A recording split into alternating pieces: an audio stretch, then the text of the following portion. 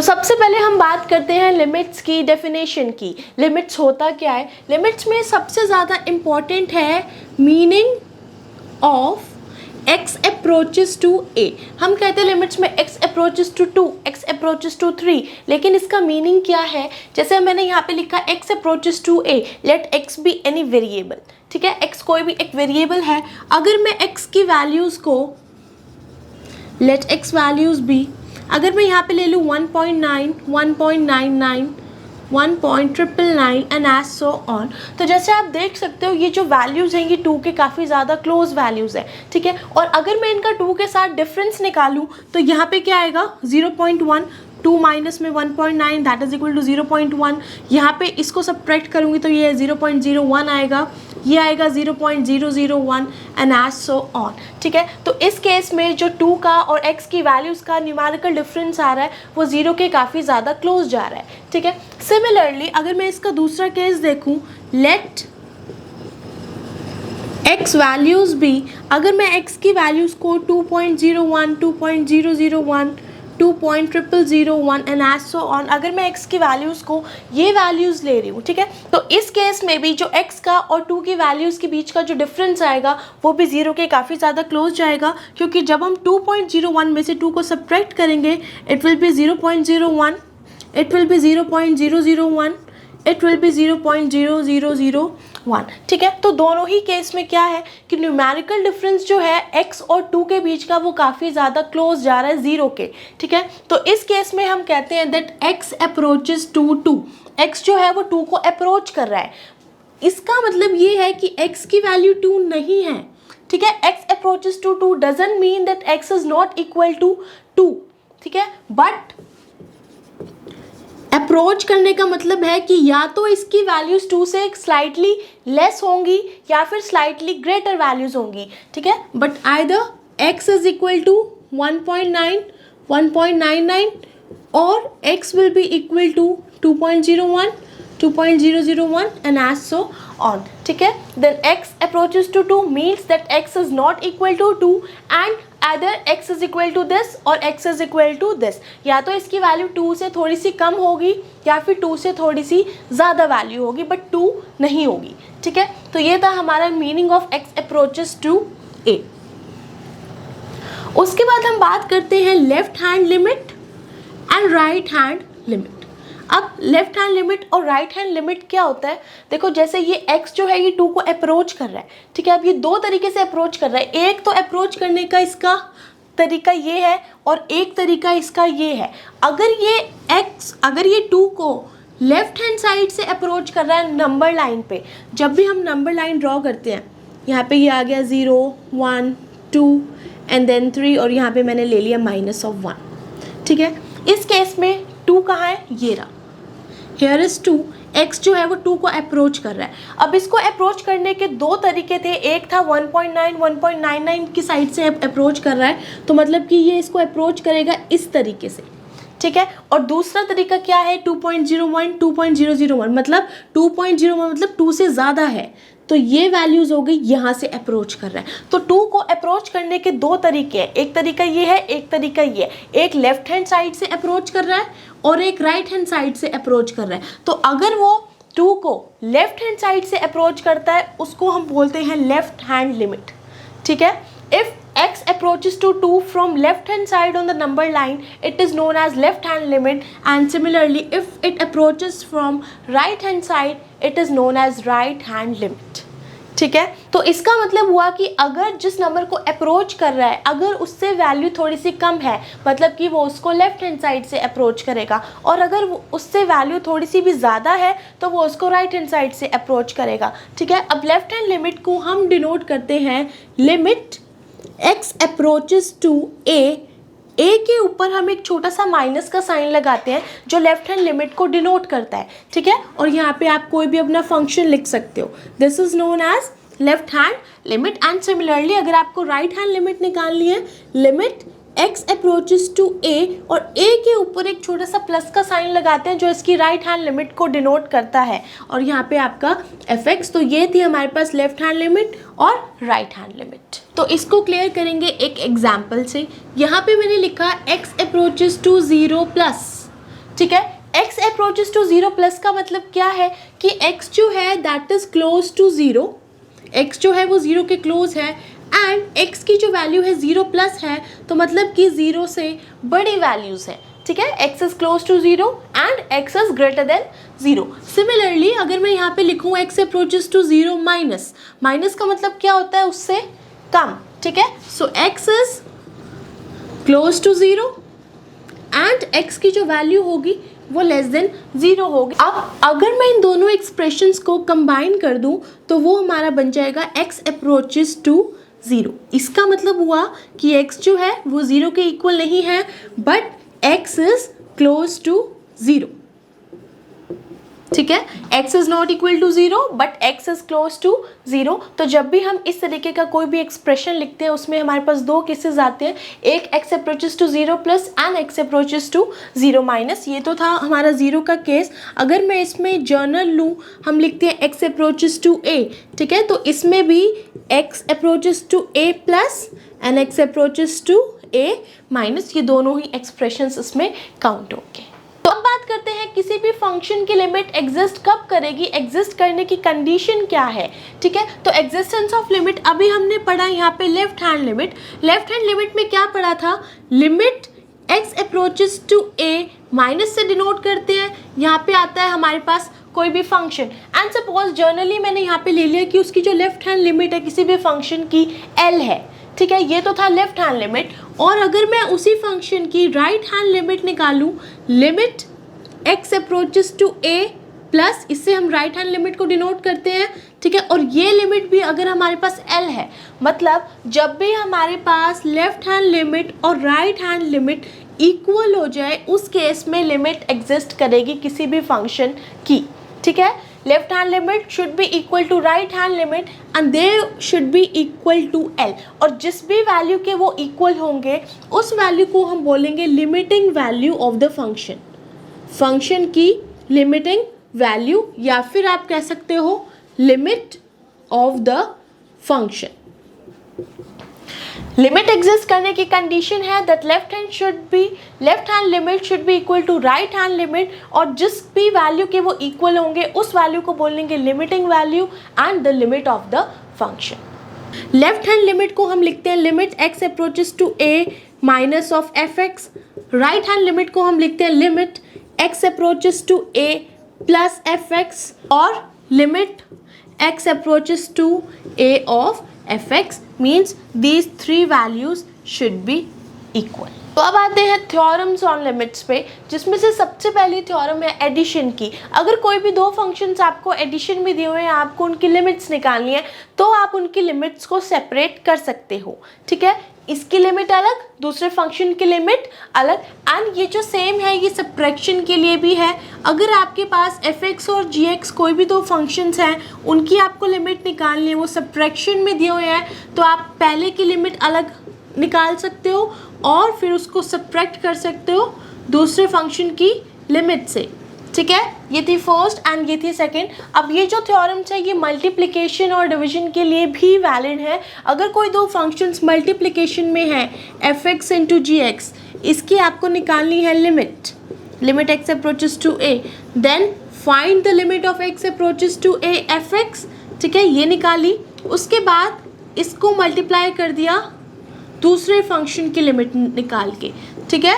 And same for division, limit x approaches to a fx upon gx। अगर दो functions division में है तो ऊपर वाले की अलग से limit fx upon limit of gx। Addition, subtraction, multiplication and division, चारों में आप लिमिट्स को सेपरेट करके फिर उनको सॉल्व कर सकते हो।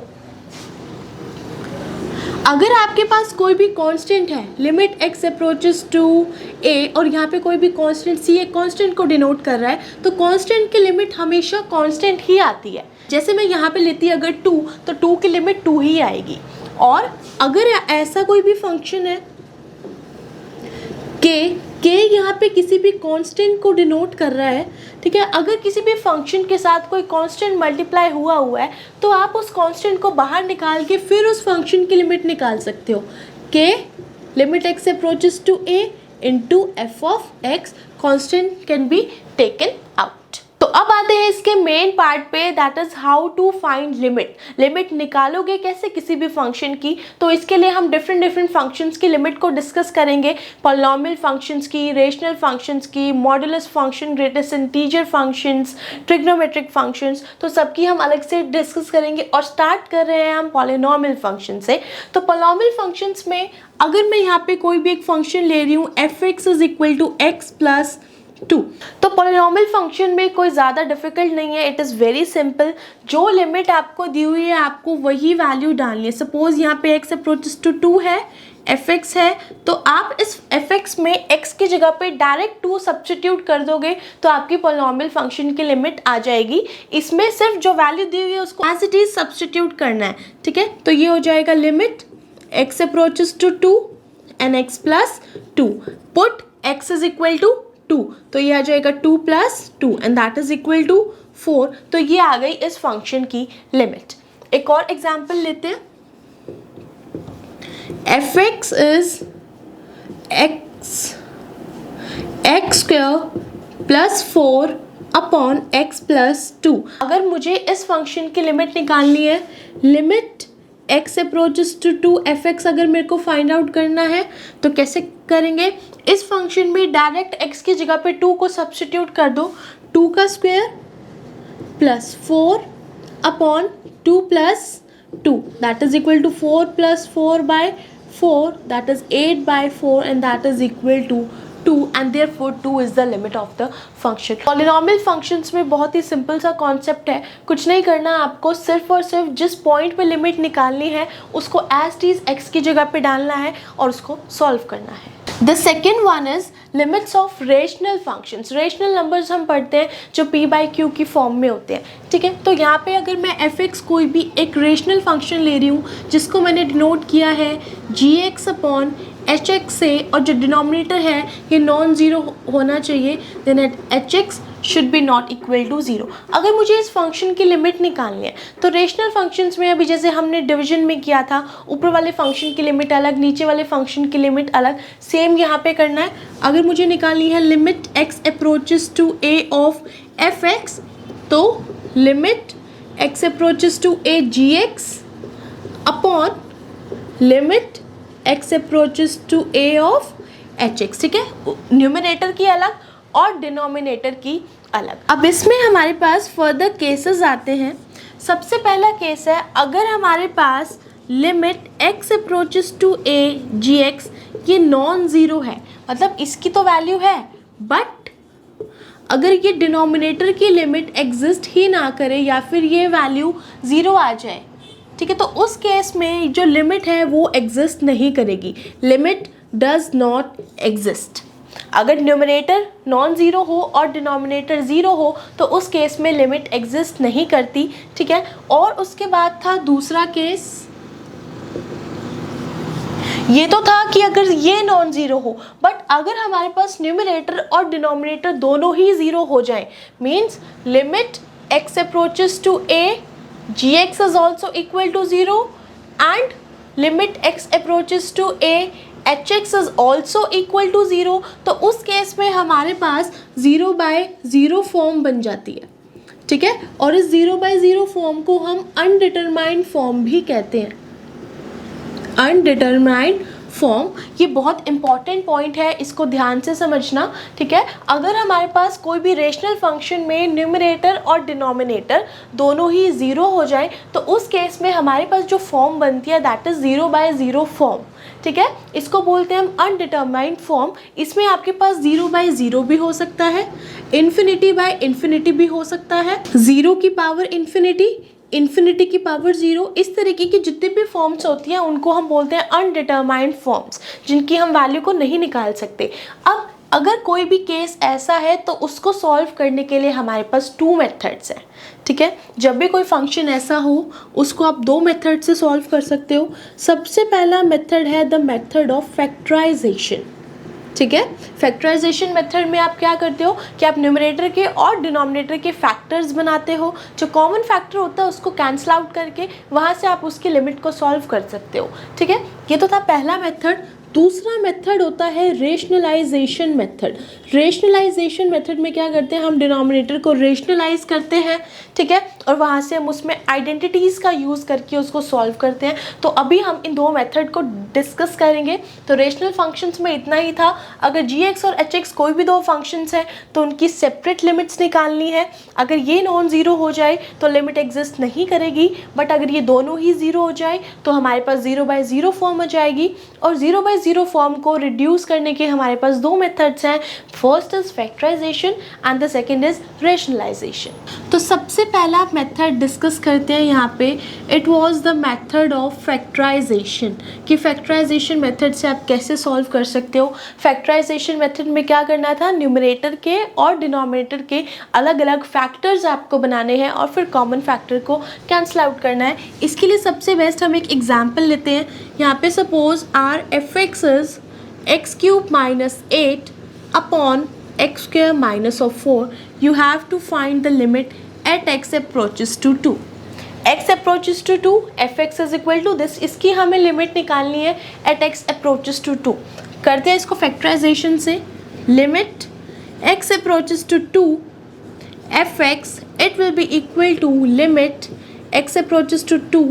देखो यहाँ पे है x³ माइनस 8 को अगर मेरे को क्यूब की फॉर्म में लिखना हो तो 8 होता है 2 की क्यूब, ठीक है। तो इसको मैंने यहाँ से इसको रीराइट कर लिया।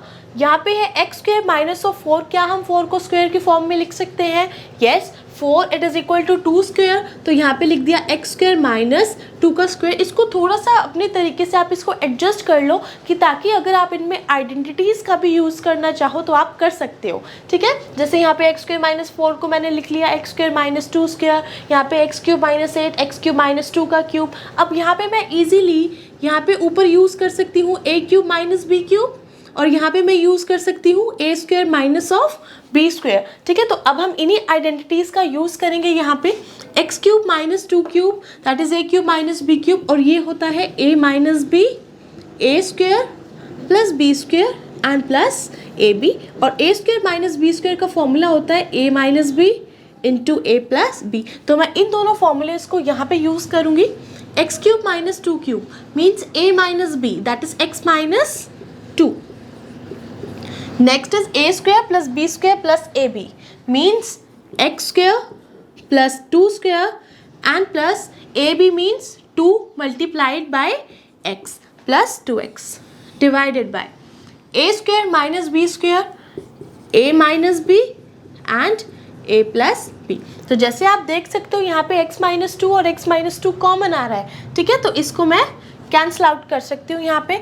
अब ये जो फंक्शन बच गया, अब आप इसमें अपनी लिमिट को डायरेक्ट सब्स्टिट्यूट कर सकते हो क्योंकि ये एक पॉलिनोमियल फंक्शन बच गया यहाँ पे, ठीक है, अपॉन x + 2। पॉलिनोमियल फंक्शन है तो डायरेक्ट x की जगह पे क्या डालना है, 2x का स्क्वायर मीन्स 2 का square plus 4 + 2 multiplied by 2 that is equal to 4 upon 2 + 2। 2 square 4, 4 + 4 + 4 that is equal to 12 divided by 4 and that is equal to 3 and therefore 3 is the limit of the function। अब factorisation method में एक और भी type है। अगर आपके पास कोई ऐसा फंक्शन है जिसके आप फैक्टर्स बना ही नहीं पा रहे हो, नहीं बन पा रहे हैं उसके फैक्टर्स, ठीक है, तो यहाँ पे मैं ले रही हूँ limit x approaches to a of f(x). अगर इसके मुझे फैक्टर्स बनाने हैं, अगर वो नहीं बन पा रहे हैं तो उसके लिए हमारे पास एक और ऑप्शन है, हम x को a + h डाल देते हैं, ठीक है। जैसे जैसे x a को अप्रोच करता है वैसे ही h जो है वो 0 को अप्रोच कर जाएगा, ठीक है। तो यहाँ पे आप इसको limit x approaches to a f(x) ये हमारे पास बन जाता है limit h approaches to 0 f of a plus h और फिर यहाँ से आप इसकी लिमिट डाल के इसको सॉल्व कर सकते हो। कोशिश करो कि फैक्टर्स बन जाए, अगर फैक्टर्स ना बने तो आप x को a plus h डाल दो, ठीक है, और वहाँ से आप उसकी लिमिट को सॉल्व कर सकते हो। तो अब आते हैं इसके नेक्स्ट मेथड पे, that is method of rationalisation, ठीक है। तो यहाँ पे एक फंक्शन दिया हुआ है, अगर मैं इसमें देखो लिमिट x approaches to 2 है, अगर मैं इसमें x की जगह पे 2 डालूँ, सपोज यहाँ पे 2 का स्क्वायर आ जाएगा दैट इज 4 - 4 और अगर डिनोमिनेटर में डालूँ 3 multiply by 2, 6 minus 2 that is 4 and 4 का रूट हो जाएगा 2 minus 2 plus 2 4 root that is equal to 2। तो यहाँ पे हमारे पास 0/0 फॉर्म बन रही है। तो इसको हम सॉल्व कैसे करेंगे? With the help of methods. तो यहाँ पे हम यूज़ करेंगे रेशनलाइजेशन मेथड। अब कई बच्चों को अगर रेशनलाइजेशन मेथड यूज़ करना नहीं आता, ठीक है, तो उसको ध्यान से समझना। क्या करते हैं, जो भी डिनोमिनेटर होता है, डिनोमिनेटर की टर्म्स के बीच का जो साइन होता है उससे हम अपोजिट साइन लेके फंक्शन को मल्टीप्लाई और डिवाइड करते हैं। ठीक है, डिनोमिनेटर की टर्म्स के बीच का जो साइन होता है उसके अपोजिट साइन से मल्टीप्लाई और डिवाइड करते हैं। ठीक है, एक चीज़ का ध्यान रखना, यहाँ पे ये जो टर्म्स है, एक टर्म ये है, एक टर्म ये है, ठीक है, इनके टर्म्स के साइन को चेंज नहीं करना बल्कि टर्म्स के बीच के साइन को चेंज करना होता है। कई बच्चे इनको भी चेंज कर देते हैं, बट ऐसा नहीं करना, सिर्फ इनके बीच के साइन को चेंज करना है आपको। अब करते हैं इसको रेशनलाइज। यहाँ पे माइनस था तो यहाँ पे हो जाएगा plus, under the root 3x minus 2 plus under the root x plus 2, इसी से किया मल्टीप्लाई और इसी सेम टर्म से हम करेंगे इसको divide, plus under the root x plus 2। अब न्यूमरेटर को न्यूमरेटर से मल्टीप्लाई करना है। Limit x approaches to 2 x square minus of 4 multiplied by 3x minus 2 plus x plus 2। यहाँ पे ब्रैकेट्स लगाना ना भूलें, क्योंकि जो बच्चा ब्रैकेट नहीं लगाता उसकी फिर मल्टीप्लिकेशन में मिस्टेक होती ही होती है। ठीक है, अपॉन, यहाँ पे जब भी आप किसी फंक्शन को रेशनलाइज करते हो तो हमेशा यहाँ पे एक ही आइडेंटिटी बनती है, a minus b and a plus b, और a minus b into a plus b होता है a square minus b square. ठीक है, तो ये आइडेंटिटी यहाँ पे आपको यूज़ करनी है। a is this and b is this, a minus b a plus b, और वो होता है a square minus b square, that is under the root 3x minus 2 का होल स्क्वायर माइनस b का square under the root x plus 2 का whole square. ठीक है, अब इससे नेक्स्ट स्टेप में देखो, यहाँ पे है x square minus of 4। Last question में भी हमने किया था, x स्क्वायर माइनस 4 को हम रीराइट करके लिख सकते हैं x स्क्वायर माइनस 2 स्क्वायर, और यहाँ पे अगर हम यही वाली आइडेंटिटी को यूज़ करें तो ये हो जाएगा a minus b into a plus b, that is x minus 2 and x plus 2। यहाँ तो यहाँ पे मैं इसके फैक्टर्स बना रही हूँ, और ये वाली टर्म जो है ये एज इट इज रह जाएगी 3x minus 2 plus under the root of x plus 2 divided by, यहाँ पे स्क्वायर से रूट कैंसिल आउट होने के बाद यहाँ पे टर्म्स बच जाएंगी 3x माइनस ऑफ 2, और ब्रैकेट के बाहर माइनस का साइन है तो अंदर के साइन चेंज हो जाएंगे, minus of x and minus of 2। अब इसको और सॉल्व करते हैं थोड़ा। Limit x approaches to 2 x minus 2 into x plus 2 under the root of 3x minus 2 plus under the root of x plus 2 divided by 3x minus x that is 2x and minus 2 that is equal to 4। यहाँ पे ये है 2x minus 4, 2x minus में 4 को अगर मैं यहाँ से 2 को कॉमन निकाल लूँ तो यहाँ पे बचेगा x एंड माइनस यहाँ पे बचेगा 2, तो इसको मैं इस तरीके से लिख सकती हूँ। यहाँ पे मैंने इसको रीराइट करके लिख दिया 2 इंटू एक्स माइनस 2। अब यहाँ पे ये x माइनस 2 और x माइनस 2 कैंसिल आउट हो रहे हैं। ये जो फंक्शन बच गया इसमें हम लिमिट डाल सकते हैं। लिमिट x अप्रोचेस टू 2 किस में डालनी है, x plus 2 into under the root of 3x minus 2 plus under the root of x plus 2 divided by 2। डालो इसमें limit 2 plus 2 under the root 3 into 2 that is 6 and 6 minus 2 is 4 plus यहाँ पे भी under the root 4 because 2 plus 2 divided by 2, 2 plus 2 4, 4 का root 2 and 2 plus 2 divided by 2, 4, 2 plus 2 4, 4 multiplied by 4 16 by 2 that is equal to 8 and therefore 8 is the limit। तो ये method था हमारे पास rationalisation method. आप किसी भी फंक्शन की रेशनलाइज करके आप उसकी लिमिट्स को सॉल्व कर सकते हो। अब इन दो मेथड्स के बाद एक आता है special limit formula. Special limit formula क्या होता है, limit x approaches to a x raised to the power n minus a raised to the power n upon x minus a is equal to n into a raise to the power n minus one. अगर आपके पास कोई ऐसा function है जो इस form में है तो उसकी लिमिट आप डायरेक्ट इस फॉर्मूले से निकाल सकते हो। अब यहाँ पे ये n जो है ये कोई भी एक पॉजिटिव इंटीजर हो सकता है और ये जो a है ये कोई भी एक रियल नंबर है, ठीक है। तो ये फॉर्मूला आप यूज़ कर सकते हो और इस फॉर्मूले को हम इस तरीके से भी यूज़ कर सकते हैं, limit x approaches to a, x minus a upon x raise to the power n minus a raise to the power n is equal to 1 upon n into a की पावर n माइनस वन। मतलब अगर denominator numerator हो और numerator denominator हो तो इसको भी आप रेसिप्रोकल कर सकते हो। आप इन दोनों फॉर्मूले को डायरेक्ट यूज़ कर सकते हो लिमिट के लिए। उसके लिए हमने यहाँ पे एक एग्जाम्पल लिया है। अब इस एग्जाम्पल में सबसे पहले मुझे इसको थोड़ा सा रीराइट करना पड़ेगा। यहाँ पे है x की पावर 7 बट यहाँ पे जो था a की पावर n था, मतलब मुझे इस नंबर को भी पावर में लिखना पड़ेगा, ठीक है। तो 128 को हम लिख सकते हैं, आप इसकी फैक्टराइजेशन करके इसको सॉल्व कर सकते हो। यहाँ पे मैं इसको डायरेक्ट लिख रही हूँ, ये बन जाएगा 2 की पावर 7। 2 को जब हम 7 टाइम्स मल्टीप्लाई करते हैं तो 128 आता है, डिवाइडेड बाय x माइनस 2। अब ये जो फंक्शन है ये इसी फॉर्म का बन गया, x की पावर n माइनस a की power n upon x minus a। तो इसकी अगर मुझे लिमिट निकालनी है, लिमिट x अप्रोचेस टू 2। अब यहाँ पे इनकी वैल्यूज डालते हैं।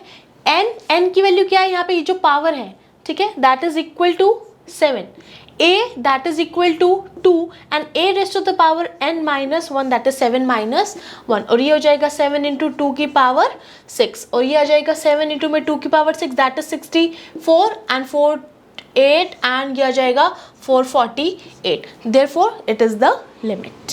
स्पेशल लिमिट फॉर्मूला के अलावा भी कुछ फॉर्मूले हैं ट्रिग्नोमेट्री के। अगर आपको ट्रिग्नोमेट्रिक फंक्शंस की लिमिट निकालनी है तो आप कैसे निकालोगे, with the help of these formulas. सबसे पहला फॉर्मूला है limit x approaches to 0 sine x is equal to 0। Sine x की लिमिट अगर x 0 है तो वो 0 ही रहेगी। सिमिलरली अगर cos फंक्शन है तो उसकी लिमिट हो जाएगी 1 because cos 0 is equal to 1 and sine 0 that is equal to 0। तो आप इसको यहाँ से याद रख सकते हो। नेक्स्ट इज, ये बहुत इंपॉर्टेंट है, थर्ड और fourth, limit x approaches to 0 sine x upon x is equal to 1। और इसमें एक चीज़ का ध्यान रखना कि x जो है वो डिग्रीज में नहीं, वो रेडियंस में होना चाहिए, तभी ये फॉर्मूला आप यूज़ कर सकते हो, ठीक है। Limit sine x upon x is equal to 1 and limit tangent x upon x is also equal to 1। अब अगर इसी में मैं x को ऊपर कर दूँ, साइन x को नीचे x अपॉन साइन x हो, तो उस केस में भी जो लिमिट आएगी वो 1 ही आएगी and same goes with tangent. Next is modulus function की लिमिट अगर x 0 है तो वो 0 ही रहेगी। Next is limit sin x minus a upon x minus a is equal to 1 and same goes with tangent. अगर tangent of x minus a upon x minus, यहाँ पे ये फंक्शन सेम है तो उस केस में भी लिमिट आएगी 1।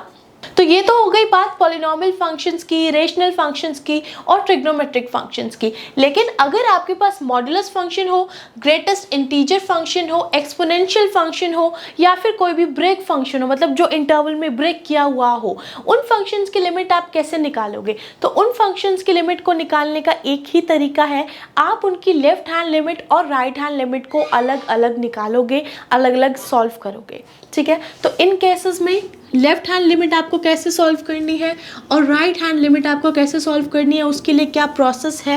अगर आपको निकालनी है लेफ्ट हैंड लिमिट, सबसे पहले तो लेफ्ट हैंड लिमिट को हम डिनोट करते हैं limit x approaches to a minus, और यहाँ पे होता है हमारे पास फंक्शन। अब यहाँ पे ये a क्या होता है, जिस पॉइंट पे आपको लिमिट निकालनी है, ठीक है, जिस पॉइंट पे आपको लिमिट फाइंड आउट करनी है वो होता है a और ये होता है हमारा फंक्शन। अब इस केस में आपको क्या करना है, you have to put x is equal to a minus of h, ठीक है।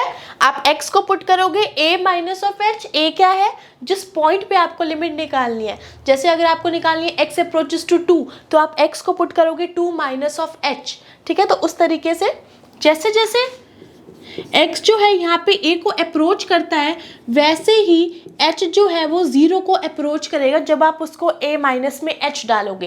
As x approaches to a then h will approach to 0 and therefore your limit हो जाएगी limit h approaches to 0 f of a minus में h, जो new limit आएगी जहाँ पे आपको वैल्यूज डालनी है वो ये बन जाएगी। तो ये हो जाएगा limit x approaches to a minus fx is equal to limit h approaches to 0 F of A minus of H. तो लेफ्ट हैंड लिमिट को आप इस तरीके से सॉल्व करोगे।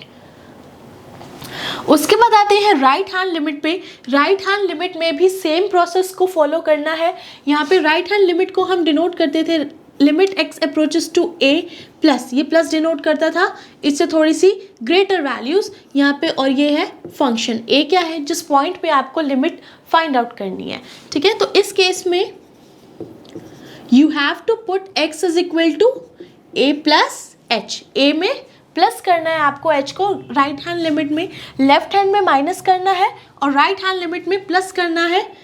As x approaches to a then h will approach to 0 and therefore limit h approaches to 0 f of a plus h, जो right hand limit हो जाएगी वो कुछ इस तरीके से बन जाएगी, और limit x approaches to a plus fx it will become limit h approaches to 0 f of a plus h। ये हो जाएगी आपके पास राइट हैंड लिमिट। तो जब भी कोई ऐसा फंक्शन हो तो आप लेफ्ट हैंड लिमिट और राइट हैंड लिमिट को अलग अलग सॉल्व करोगे। अब करते हैं इनके ऊपर एक एग्जाम्पल। इस एग्जाम्पल में देखो ये ब्रेक फंक्शन है, एक फंक्शन ये रहा, एक फंक्शन ये रहा, फंक्शन को ब्रेक करके लिखा हुआ है। If x is greater than equal to 3 तो फंक्शन ये वाला लेंगे, अगर x लेस देन 3 है तो हम ये वाला फंक्शन लेंगे। हमें निकालनी है limit x approaches to 3। x approaches to 3 पे इस फंक्शन की लिमिट फाइंड आउट करनी है। तो ब्रेक फंक्शन है तो हम इसमें लेफ्ट हैंड लिमिट को अलग सॉल्व करेंगे और राइट हैंड लिमिट को अलग सॉल्व करेंगे। सबसे पहले आते हैं इसकी लेफ्ट हैंड लिमिट पे। लेफ्ट हैंड लिमिट के लिए सबसे पहले तो क्या होता है, लिमिट x अप्रोचेस टू 3 पे निकालनी है, तो 3 माइनस से डिनोट करेंगे इसको और यहाँ पे लिखेंगे हम इसका फंक्शन। अब काम क्या है, limit x approaches to 3 minus के लिए आप इन दोनों में से कौन से फंक्शन को चूज करोगे। 3 माइनस का मतलब क्या है कि 3 से कम वैल्यूज, ठीक है, 3 से कम वैल्यूज के लिए कौन सा फंक्शन है, ये है if x is greater than equal to 3 and if x is less than 3। Less than का मतलब है हमारा जो फंक्शन यूज होएगा लेफ्ट हैंड लिमिट में वो ये वाला फंक्शन यूज होएगा। ये हो जाएगा limit x approaches to 3 minus and the function is 2x plus 5। ठीक है, अब यहाँ पे आप डायरेक्ट लिमिट नहीं डालोगे, आप इसको सॉल्व करोगे x को a माइनस में h डाल के। a की वैल्यू क्या होती थी, जिस पॉइंट पे आपको लिमिट निकालनी है, and that is 3, means we have to put x is equal to 3 minus of h and as x approaches to 3 h जो है वो 0 को अप्रोच करेगा। तो यहाँ पे इसको डालो limit h approaches to 0 2 into x की जगह पे क्या डालेंगे 3 minus of h plus of 5 limit h approaches to 0 2 into 3 6 minus of 2h and plus of 5। अब आपको कुछ नहीं करना, सिर्फ h की जगह पे 0 डालना है और बाकी एज इट इज रहेगा। 6 minus 2 multiplied by 0 plus 5 that is equal to, ये तो 0 ही बन जाएगा ये वाली term, 6 plus 5 that is equal to 11, और जो लेफ्ट हैंड लिमिट आई है वो आई है 11। अब करते हैं इसकी राइट हैंड लिमिट को solve.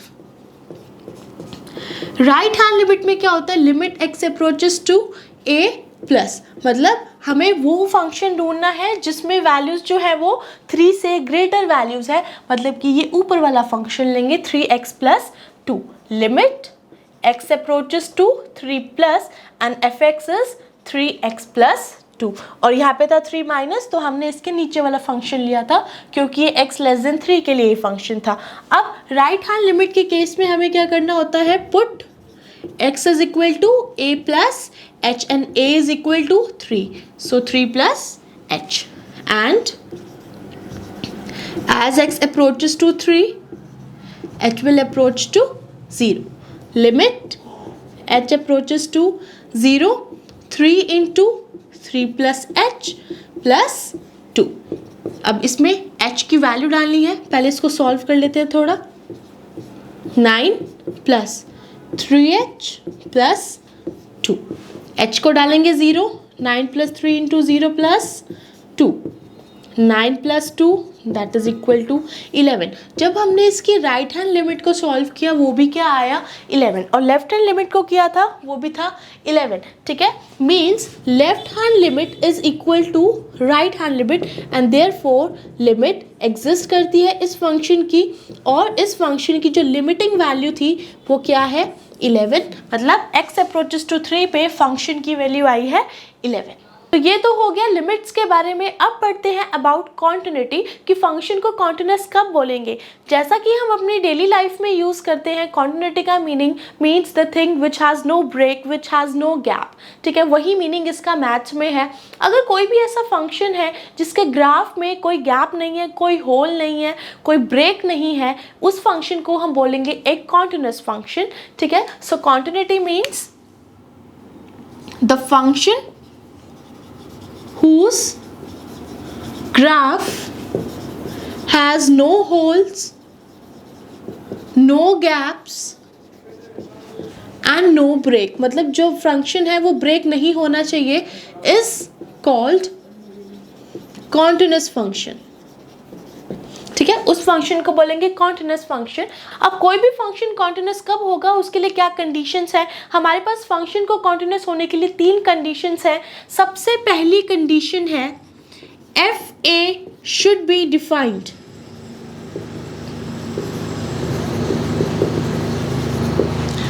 Limit x approaches to a f x. अगर ये कोई भी एक फंक्शन है तो ये जो फंक्शन है ये ए पॉइंट पे डिफाइंड होना चाहिए। मतलब एफ ए की वैल्यू, एफ ए क्या है, the value of function at x is equal to a, value of function at x is equal to a. Second condition आती है that left hand limit and right hand limit should exist.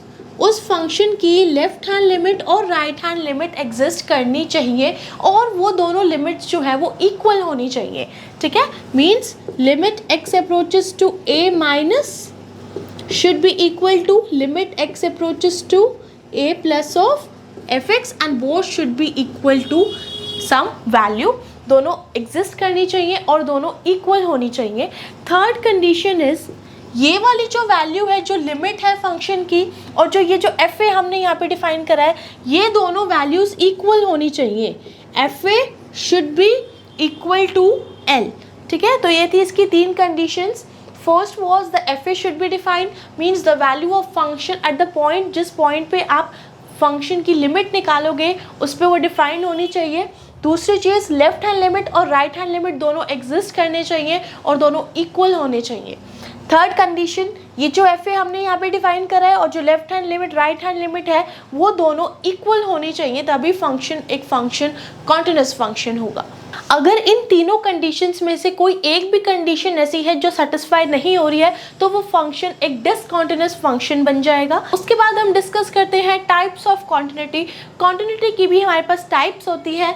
सबसे पहली type होती है left continuity. Left continuity at a point, एक कोई भी point पे फंक्शन जो है वो लेफ्ट कॉन्टिन्यूस फंक्शन कब बोलेंगे। लेफ्ट कॉन्टिन्यूटी में क्या होता है कि अगर लेफ्ट हैंड लिमिट जो है वो एग्जिस्ट करती है और वो एफ ए के इक्वल है। एफ ए क्या था, जिस फंक्शन पे, मतलब फंक्शन की वैल्यू हम डिफाइन कर रहे थे, जिस पॉइंट पे लिमिट निकालनी थी, the value of function at x is equal to a. अगर left hand limit f a के इक्वल है तो वो फंक्शन लेफ्ट कॉन्टिन्यूस फंक्शन होगा उस पॉइंट पे। Similarly for right continuity, right continuity में हमारे पास क्या होता है कि अगर right hand limit f a के इक्वल है, if right hand limit is equal to f of a means limit x approaches to a plus fx that is equal to f of a, then the function is said to be right continuous at that point. Next is discontinuity of first kind. ये important है discontinuity of first kind because ये आपको questions में पूछ लेंगे कि बताओ ये कौन से टाइप की डिसकॉन्टिन्यूटी है, it is of first kind और it is of second kind. ठीक है, तो ये इंपॉर्टेंट है। डिसकॉन्टिन्यूटी ऑफ फर्स्ट काइंड में क्या होता है कि लेफ्ट हैंड लिमिट और राइट हैंड लिमिट एग्जिस्ट तो करने चाहिए, they both should exist, but अगर वो इक्वल नहीं है तो उसको बोलेंगे discontinuity of first kind means limit x approaches to a minus fx exist and limit x approaches to a plus fx exist. दोनों लिमिट एग्जिस्ट कर रही है बट ये जो वैल्यूज़ हैं ये इक्वल नहीं है.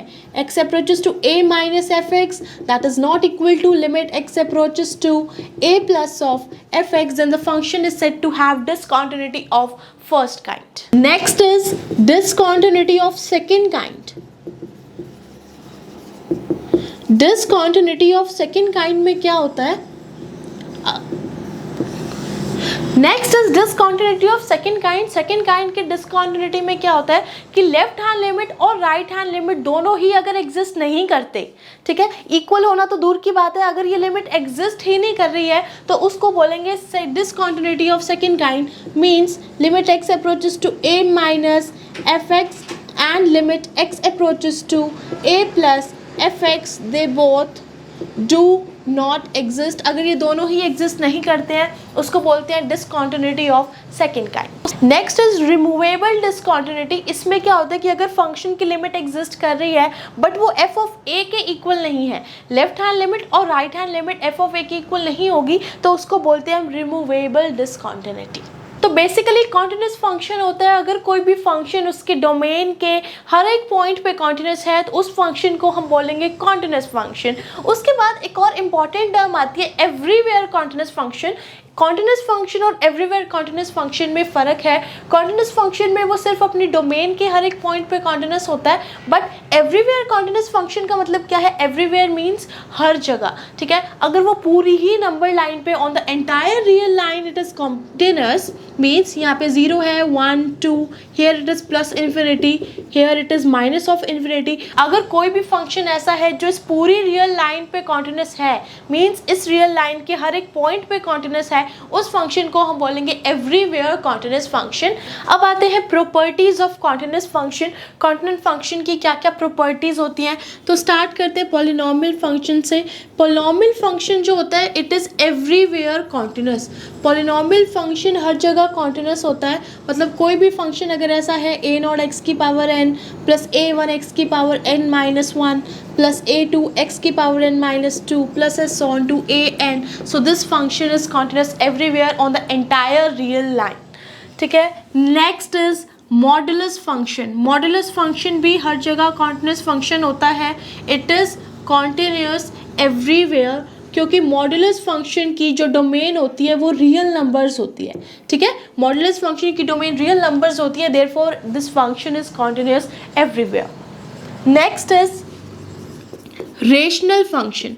रेशनल फंक्शन क्या होता है? जो एच एक्स अपॉन जी एक्स की फॉर्म का हो. ठीक है, तो अगर कोई भी फंक्शन ऐसा फंक्शन है तो ये हर जगह कॉन्टिन्यूस नहीं होता, ये सिर्फ अपनी डोमेन में ही कॉन्टिन्यूस होता है. This is continuous only in its domain. The next is exponential function. Exponential function is also continuous everywhere because exponential function की जो डोमेन होती है वो भी रियल नंबर होती है. अब अगर हम बात करें ट्रिग्नोमेट्रिक फंक्शंस की या फिर इनवर्स ट्रिग्नोमेट्रिक फंक्शंस की. Inverse means sine inverse x, cos inverse x and as so on. और basic trigonometric sine x, cos x and as so on. ये फंक्शंस जो है ये सिर्फ और सिर्फ अपनी डोमेन में ही वैलिड होते हैं, अपनी डोमेन के बाहर ये फंक्शंस कॉन्टिन्यूस नहीं होते. Next is log function. Log function भी it is not everywhere continuous. ये भी हर जगह कॉन्टिन्यूस नहीं होता, ये सिर्फ और सिर्फ अपनी डोमेन में कॉन्टिन्यूस होता है और इसकी जो डोमेन होती है that is positive real numbers. ये नेगेटिव रियल नंबर्स के लिए भी कॉन्टिन्यूस नहीं होता, ये कॉन्टिन्यूस है सिर्फ और सिर्फ पॉजिटिव रियल नंबर्स के लिए. तो अब करते हैं इनके ऊपर कुछ एग्जाम्पल्स. सबसे पहले एग्जाम्पल लिया है f x is equal to sine x upon x if x is less than 0. Break function है और x plus 1 if x is greater than equal to 0. We have to find whether this function is continuous at x is equal to 0 और not. तो इसके लिए हमें एक काम करना पड़ेगा, पहले हमें निकालनी पड़ेगी इसकी लेफ्ट हैंड लिमिट और फिर हमें निकालनी पड़ेगी इसकी राइट हैंड लिमिट. ठीक है, फिर हम चेक करेंगे. सबसे पहले निकालते हैं left hand limit. Left hand limit क्या हो जाएगी? लिमिट x अप्रोचेस टू किस पॉइंट पे निकालनी है? 0 पे. x अप्रोचेस टू 0 माइनस, अब 0 से कम के लिए इन दोनों में से कौन सा फंक्शन होगा? If x is less than 0 and x is greater than equal to 0, तो लेस देन 0 के लिए ये वाला फंक्शन है, तो फंक्शन हो जाएगा हमारा sin x अपॉन x, इसमें हमें लिमिट डालनी पड़ेगी। बट ये एक ट्रिग्नोमेट्रिक फंक्शन है, ठीक है, तो इसको हम सॉल्व करेंगे। Put x is equal to a minus of h, a की वैल्यू क्या है जिस पॉइंट पे निकालनी है, दैट इज 0, तो x को हम डालेंगे 0 minus of h, that is minus of h, and as x approaches to 0 this h will also approach to 0, यहाँ पे आ जाएगा limit h approaches to 0 sine of x की जगह पे क्या डालना है? Minus of h divided by minus of h, sine of minus of h that is equal to minus of sine h, and और ये नीचे minus of h as it is, minus से माइनस कैंसल आउट, और ये बन जाएगा limit h approaches to 0 sine of h upon h, और ये हमने पढ़ी थी अभी थोड़ी देर पहले ट्रिग्नोमेट्रिक आइडेंटिटीज, तो उसी में इसकी वैल्यू कितनी थी? 1, ठीक है, तो यहाँ पे ये हो गई, इसकी लेफ्ट हैंड लिमिट आई है 1 के इक्वल। अब सॉल्व करते हैं इसकी राइट हैंड लिमिट को। Right hand limit x approaches to 0 पे निकालनी है, तो 0 प्लस, और यहाँ पे जो हम फंक्शन लेंगे limit x approaches to 0 plus, 0 से ग्रेटर के लिए फंक्शन कौन सा है? x प्लस 1, तो यहाँ पे ये वैल्यूज डालेंगे। We have to put x is equal to 0 plus of h, या फिर आप कह सकते हो यहाँ से आप इसको h डालोगे यहाँ पे, as x approaches to 0 h will also approach to 0, limit h approaches to 0, यहाँ पे x की जगह पे क्या डालना है? h plus 1 that is equal to h that is equal to 0 plus 1 and that is equal to 1। Function की left hand limit और राइट हैंड लिमिट दोनों इक्वल है और दोनों 1 के इक्वल है, ठीक है। फंक्शन की लिमिट तो एग्जिस्ट करती है, बट कॉन्टिन्यूस होने के लिए एक और कंडीशन थी कि ये जो फंक्शन की लिमिट है ये f ऑफ a के इक्वल होनी चाहिए, मतलब f ऑफ 0 की भी वैल्यू निकालनी है, ये स्टेप इस पे एक्स्ट्रा है, ठीक है। तो f ऑफ 0 पे वैल्यू क्या आएगी? x is greater than equal to 0, equal to 0 के लिए ये फंक्शन था x प्लस 1, तो यहाँ पे हम x को अगर 0 डालें, 0 plus 1 that is equal to 1, and therefore left hand limit is equal to right hand limit is equal to f of 0, तीनों ही कंडीशन सेटिस्फाइड है, and therefore f is continuous at x is equal to 0 पे। इस तरीके से आप function की continuity को चेक कर सकते हो। उसके बाद आते हैं नेक्स्ट एग्जाम्पल पे। इस एग्जाम्पल में सबसे पहले हमें ये चेक करना है क्या ये फंक्शन एक कॉन्टिन्यूस फंक्शन है, और अगर वो कॉन्टिन्यूस फंक्शन है तो हमें वहाँ से वैल्यू निकालनी है k की। सेम मेथड को यूज करेंगे, निकालेंगे इसकी left hand limit. Left hand limit will be limit x approaches to 0 minus, और फंक्शन हम यहाँ पे चूज करेंगे लेस देन 0 वाला, means k into x square minus of 2x। वही step, put x is equal to a minus of h and a is 0, 0 minus h that is minus of h, and as x approaches to 0 h will also approach to 0, limit h approaches to 0 k will be as it is, x का square मतलब minus of h का square minus 2 multiplied by minus of h, limit h approaches to 0 k multiply by minus of h का square बन जाएगा h square and plus of 2 of h। अब हमें डालनी है इसमें इसकी लिमिट, h को डालेंगे 0, k multiplied by 0 plus 0 that will be equal to 0। Function की लेफ्ट हैंड लिमिट आई है 0। सिमिलरली अब निकालते हैं इसकी right hand limit, limit x approaches to 0 plus, और फंक्शन लेंगे ग्रेटर देन 0 के लिए cos ऑफ x, तो यहाँ पे आ जाएगा cos of x। We have to put x is equal to a plus h, that is 0 plus h and that is equal to h। h डालेंगे इसको, as x approaches to 0 h will also approach to 0, limit h approaches to 0 cos of h, और ये हमने अभी पढ़ा था थोड़ी देर पहले, ये फॉर्मूला था cos of 0 that is equal to 1। इसकी लेफ्ट हैंड लिमिट आई है 0 और राइट हैंड लिमिट आई है 1। क्या ये लिमिट्स इक्वल है? नो, इस फंक्शन की लेफ्ट हैंड लिमिट और राइट हैंड लिमिट इक्वल नहीं है, and therefore the limit of this function do not exist. इस फंक्शन की लिमिट एग्जिस्ट ही नहीं करती है, ठीक है, इसलिए ये फंक्शन कॉन्टिन्यूस फंक्शन भी नहीं होगा। f is not continuous at x is equal to 0। तो ऐसी कोई k की वैल्यू है ही नहीं जो इस फंक्शन को कॉन्टिन्यूस बना दे। तो ये थे हमारे लिमिट्स एंड कॉन्टिन्यूटी के कुछ बेसिक्स, और वीडियो अच्छी लगी तो वीडियो को लाइक एंड चैनल को सब्सक्राइब जरूर करें। Thank you for watching.